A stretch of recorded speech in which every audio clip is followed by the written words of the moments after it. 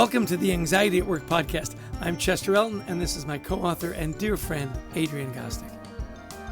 Hi, everybody. We hope the time you're going to spend with us today will help remove the stigma of anxiety and mental health in the workplace and your personal life. We invite experts from the world of work and life to give us ideas and, most importantly, tools to deal with anxiety in our world. And this podcast is brought to you by the delightful people at Life Guides. Everybody in life needs a guide, and Life Guides is remarkable. It's a peer-to-peer community that helps people navigate through their day-to-day stressors by providing a place of empathy, listening, wisdom, and support with a guide who has walked in your shoes, experiencing the same challenge or life experience as you. To offer this to your team and show them that you care, go to lifeguides.com/schedule a demo. And add the code HEALTHY2021 to the free text box to receive 2 months free of the Life Guide service. Everybody needs a life guide. Make your life guide Life Guides. Well, our guest today is our good friend Angie Miller. Angie is a speaker, writer, global fitness educator, podcaster, and mental health therapist who blends her skills and experience to empower individuals and audiences worldwide, giving them mental and physical strategies for success. Angie also hosts virtual women's retreats for women in midlife and beyond, focused on mindful movement, building resilience, and letting go of limiting beliefs. To find out when the next retreat is, all you have to do is go to angiemillerlifestyle.com, click on retreat, and you'll get all the information you need. Well, Angie, welcome to the show. We're delighted to have you on our podcast. You know what? I'm delighted to be here. I really appreciate it, Chester and Adrian, and I think this is going to be a great talk. So thank you for having me. Well, we've been looking forward to having you on the show since you interviewed us on your podcast. We really, I think there's some great connections here to what we're doing with mental health and what you do with not only mental but physical health as well. So let's begin. As a fitness expert, help us understand the connection between physical health and mental health and how exercise plays into that. You know, that's a great question. I guess I look at our physical and our mental health as like a good marriage. One supports the other. It's really hard to be physically healthy if we're not emotionally well, and it's hard to be emotionally well if our physical body is affected. We all know what it feels like when we get injured or we can't exercise for a while. We just don't feel as good as we normally feel. I wrote an article for American Fitness Magazine on the effect of exercise on mitigating anxiety. And, excuse me, and anxiety, 1 in 5 Americans are struggling with an anxiety disorder. And there's so much research out there on how exercise can lower our levels of anxiety, lower our levels of depression. And it's a lifestyle intervention. It doesn't involve medication. And there's a lot of research that supports that exercise is as good, if not better, at mitigating symptoms of anxiety, boosting mood, and doing all those things that we need to feel better from the inside out, just as good as medication. Yeah, in that blog, you wrote about overcoming fears, right? Using exercise to overcoming fears. So can you give us some thoughts on that concept, some tips that we can all put into practice? What are some things we can actually do? That's a great question, because I think that fear is often what holds us back. My mom used to always say the devil we know is better than the devil we don't. And so often we get stuck in bad relationships or bad jobs because we're like, well, it could be worse out there. And we play these what if games of what if it's worse out there? And so many times we feel powerless to change when really change is so much easier than what we realize. And, oftentimes it's our own fears that get in the way. And I think the first step in conquering fears is you have to claim it to tame it. You have to really understand, what is the fear? What am I most afraid of? Is it failure? Is it loss of income? What am I most afraid of? And then I think we have to gather information. I think that knowledge is power, and we have to realize what we need to do to bring this dream or this situation to life. Oftentimes we're scared of something we don't know because we don't know enough about it. But it's kind of like looking for a job. You do all this research and all of a sudden it doesn't seem so daunting. Or you're scared about writing a paper when you're in college, but then when you actually start to write it, it becomes less daunting. And so that's actually what I tell people is first discover what your fears are, and then gather as much information as you can to move forward, and then take that first step. Because everything in life is like a staircase. You have to climb that first step in order to have the courage to climb the next one, right? Okay, it sounds like there may be a story behind the story for you, Angie. When were you maybe afraid of taking a first step? Maybe it was starting your own business or becoming an expert in what you did. Give us a little insight into you. Oh gosh, how much time do we have? Can we extend the podcast? It's interesting because I think one of my fears was actually starting these midlife women's retreats. I do a lot of work for other companies as an educator, as a therapist, and it's real safe to stay an employee, but it's not as safe to become your own employer, if that makes sense. And so it took a leap of faith to say, do I have it in me to be my own boss and to run my own corporation, right? So did you take your own advice? Did you claim it to tame it? Did you educate yourself? How did you get through that? You know what I did? I hired a mentor and somebody who is good with branding. So I discovered that I can't do it alone. I discovered that the way that companies succeed is they build really, really good teams. And so I built a really good team. I found some people to help me with branding and marketing because I already knew that I had the education and the knowledge to offer to people, to women. I just needed somebody to help me get the information out there. And I think that that's another part of mitigating our fears, to invite other people into our story and allow them to help us cultivate what it is that we most want. Instead of shutting people out and being afraid, oh, what if they see me fail? How about inviting them in and letting them help you succeed? I love that. That is part of what you help people in these retreats. You talk about self-acceptance. And look, this is what I'm good at, and I need others to help lift me in places where I'm still learning, and that's awesome. But so how do you counsel people, and maybe people listening right now who may be feeling down about themselves, especially the women that you help? How do you help them with that inner voice that may be telling them, Angie, you can't do this? Right. That's a great question, and I think that so many of us are only limited by our own limiting beliefs, that internal negative dialogue. I call it that radio station, and it plays that darn song over and over and over again. And I think that it helps to pay attention to our limiting beliefs. Often I'll have my clients write down, what are those doubts and fears that come into your mind throughout the day? I want you to actually take note of them. I want you to write them down. Those dirty, ugly thoughts that come into your mind. What is that song that plays again and again and again? And then I want to hear that. I want to hear what is that negative internal dialogue. I want to hear those 5 negative messages that you say to yourself over and over again. And often they started when we were very, very young. And I think it's especially difficult for women because society seems to dictate how women are supposed to look, and that's changed dramatically through the decades.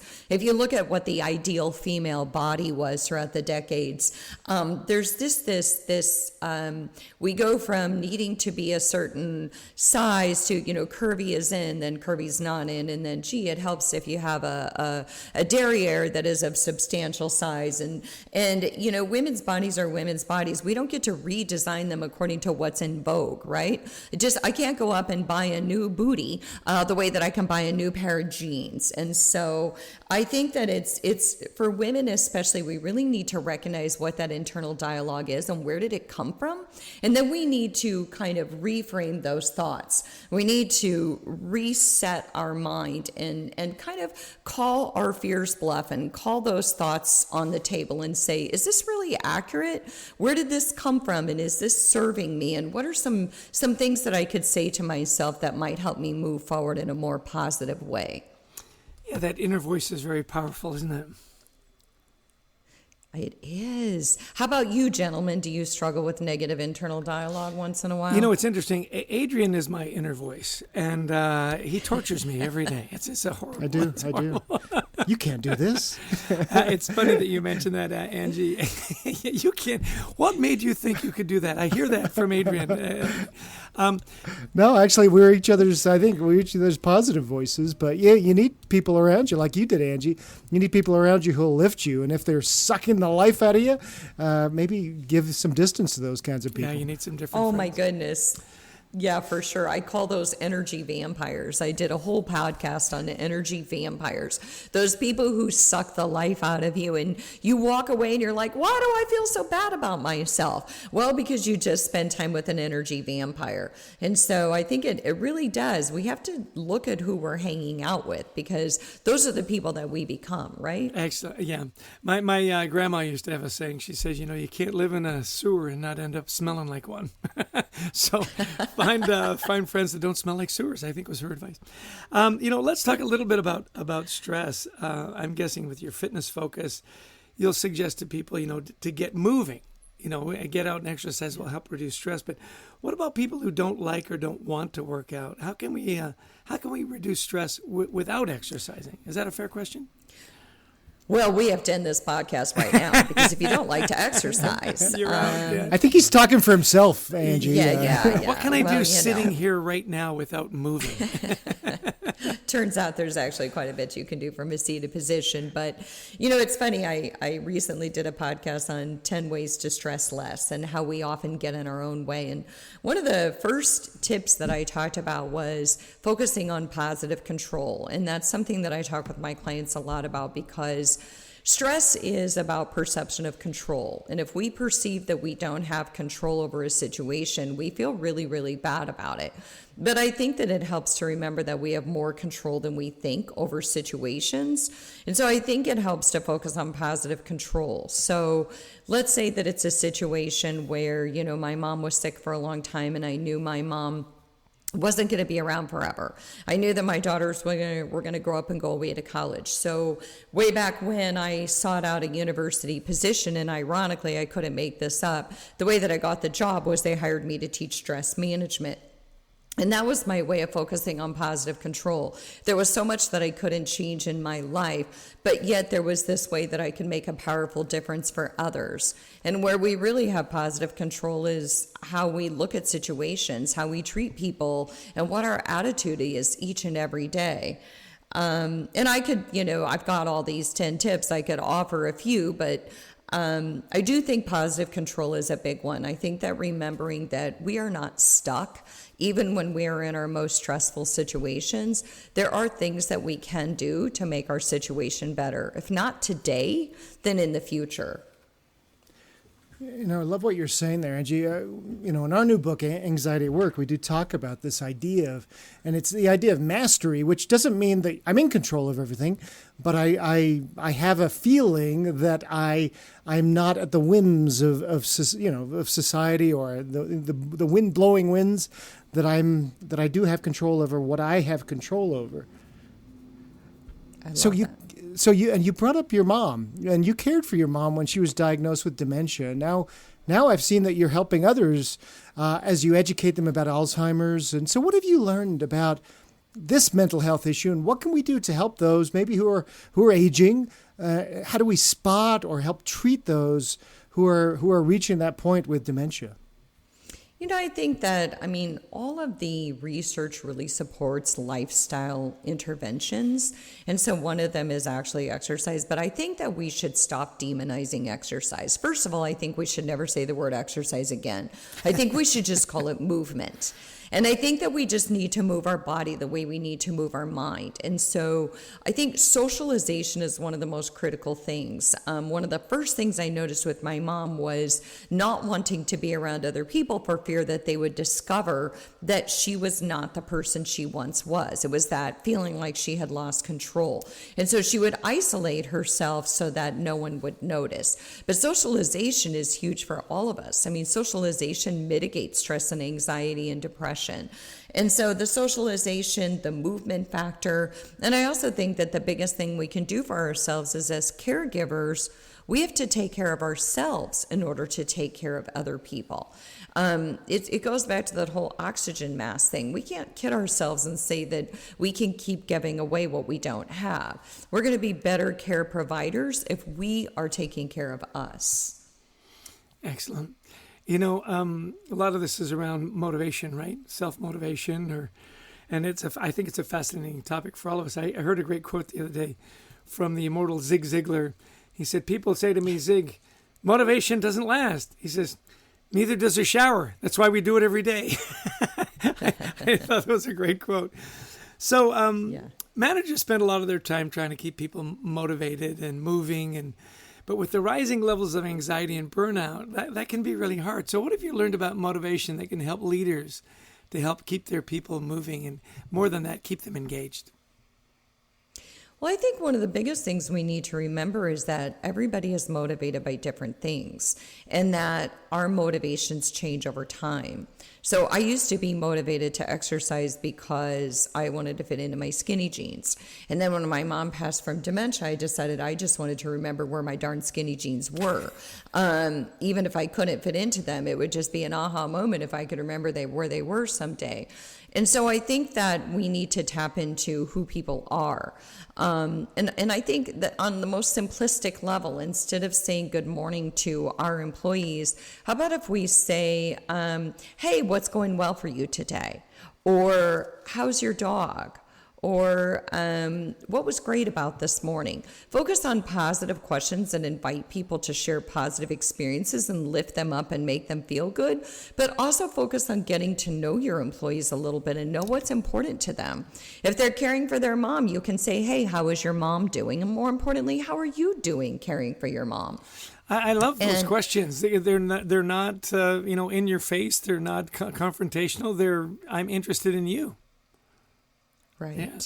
And isn't that the biggest way to motivate people, is to show interest, to show that we care about them, even on the most simplistic level, remembering someone's name, and maybe taking a moment or two every week to connect with them personally, so our employees feel like we know they're there and we really appreciate them for being human beings who contribute to our company, not just a number. Right.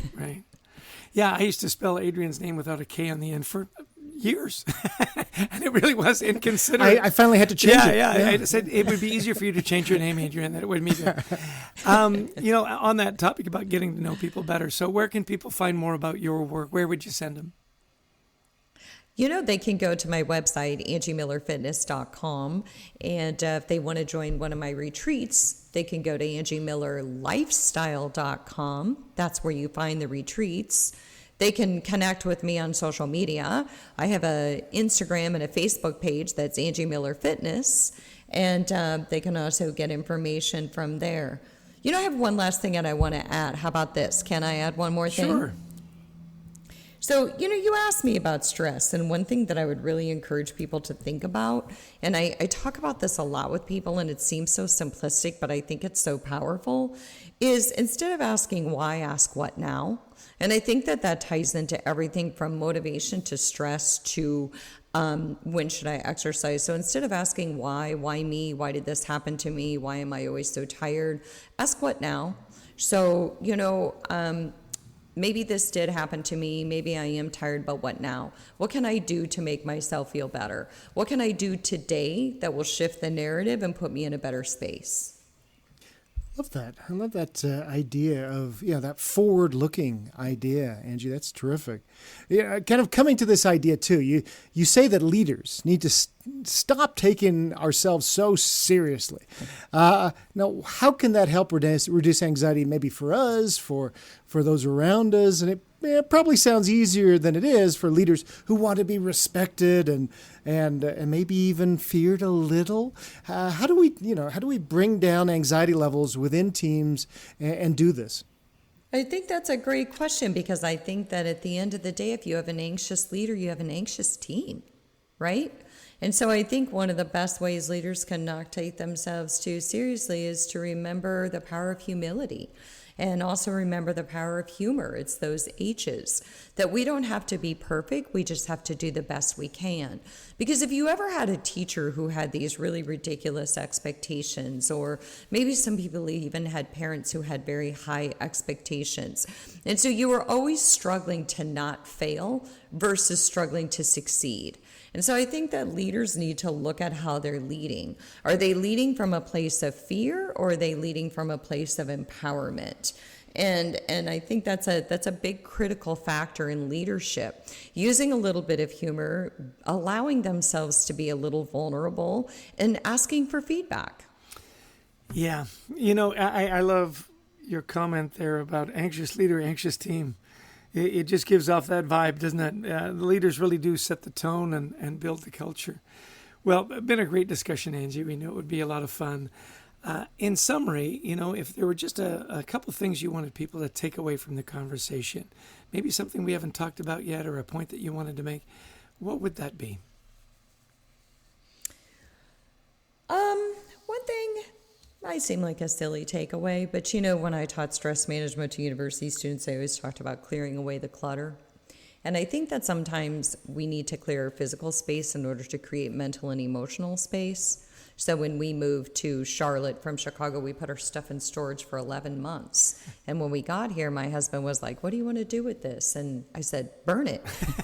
But I think my point was that too much is too much, and sometimes we feel owned by our environment versus owning our existence and environment. There's something to be said for the tiny home philosophy, or living with less. And I think that if we really want to reduce the stress and anxiety in our lives, it starts by maybe clearing some physical space so that we can clear some emotional space. Living with less, and if not living with less physically, then living with less emotionally. So maybe that means you talk to somebody, a professional. Maybe that means you start journaling. Maybe that means that you start moving more, but just living with less clutter, if not physically, then emotionally. Great advice. Great advice. Well, thanks so much for being on the show, Angie. We really appreciate it. Yeah, I really love being here. Thanks so much, guys, and keep doing your great work. Well, thanks, Angie, for being on the show. Chessa, another good, really insightful guest who really kind of started us thinking about this idea of mental and physical health.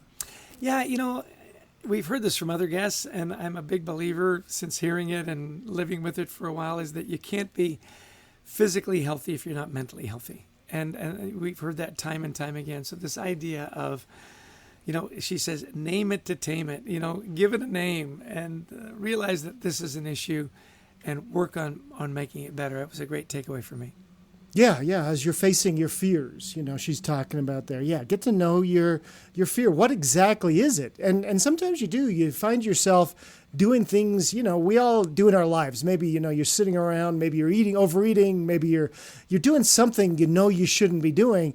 And what she's kind of saying is, okay, think back. Why am I doing this?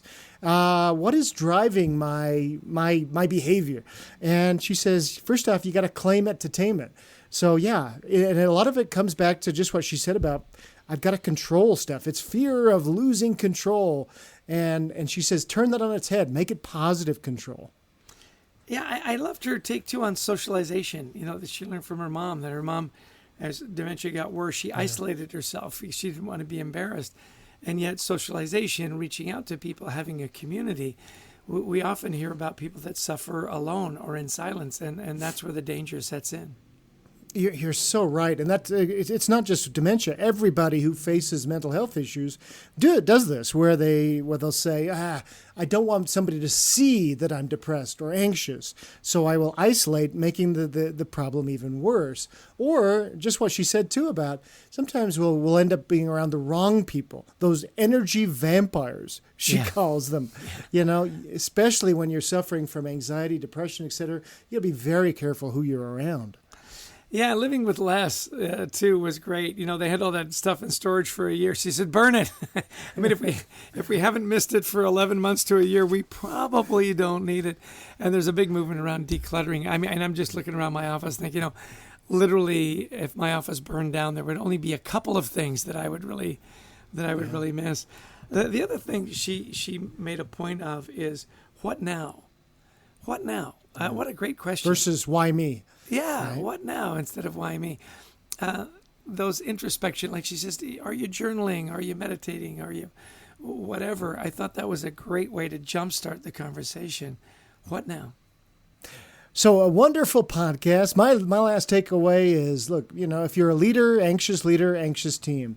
So, bring humor, bring humility, and start talking to some people. I think that's so important. So, and if you've taken the first step in listening to our podcast, we want to thank you for listening, especially if you've downloaded.